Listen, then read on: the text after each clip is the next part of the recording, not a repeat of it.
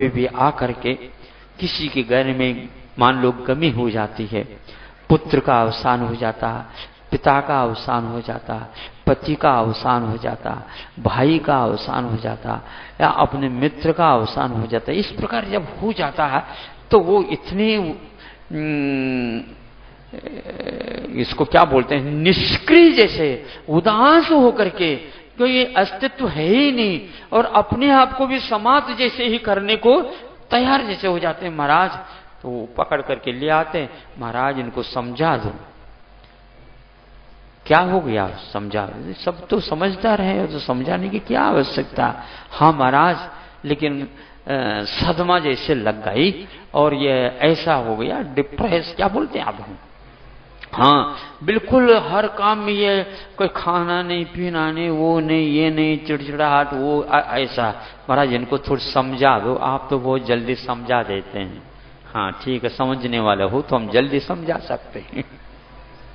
क्या हो गया, तो ऐसा ऐसा हुआ, 2 महीने हुए, 3 महीने हुए, 4 महीने हो गए, लेकिन खाना भी नहीं, पीना भी नहीं, सोना भी नहीं, उठना नहीं, बैठना नहीं, बोलना नहीं, कुछ भी नहीं, जैसे बिल्कुल ही मुनि महाराज बनने को हो या आर्यिका बनने को हो, ऐसा हो गया। न आर्यिका बन पा रहे और न मुनि बन पा रहे। आप समझा सकते हैं महाराज। तो हमने कभी आ जाते हैं तो यही मंत्र दे देता, सुनो, जिनके वियोग में तुम्हें इतना दुख हो रहा, होता दुख है, स्वाभाविक है, इतना एक मेघ था इसलिए वियोग होने से दुख होता। ये बात बताओ, जो तुम्हें छोड़ करके गया है, एक आध बार आया हो, तुम मेरे वजह से दुखी बहुत हो गए हो और दुख करना छोड़ दो, क्योंकि मैं जहां गया हूं वहां पर बहुत स्वस्थ हूं, पहले की अपेक्षा से करोड़ों गुना स्वस्थ हूं। आता तो नहीं, जब वो नहीं आता है और वो यदि दुखी नहीं है तो तुम क्यों दुख के अनुभव कर रहे हैं।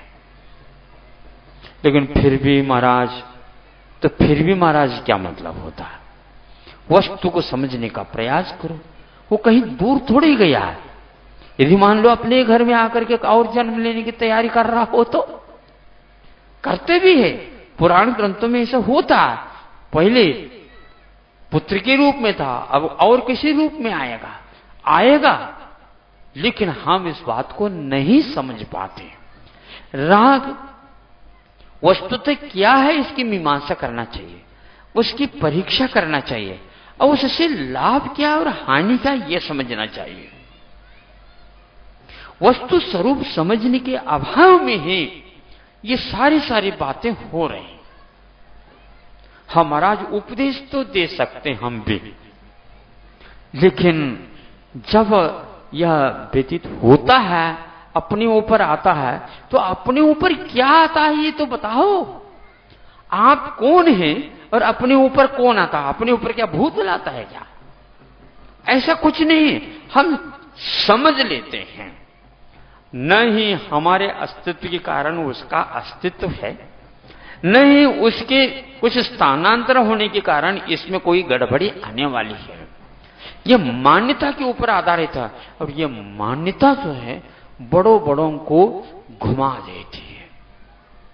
मान्यता के ही ये कारण सब कुछ हो रहा है। तो हम अपने आप में रहे, पर भी अपने आप में रहेगा।